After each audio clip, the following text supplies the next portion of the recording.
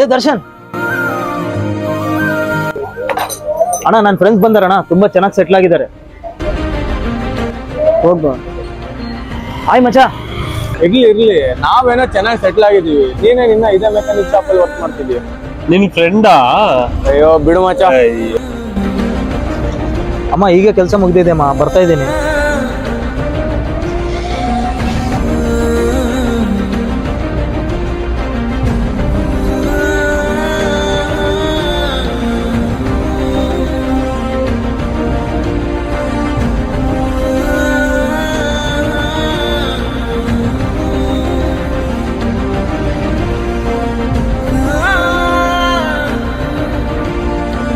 ಸಾರಿ ಮಚ್ಚ.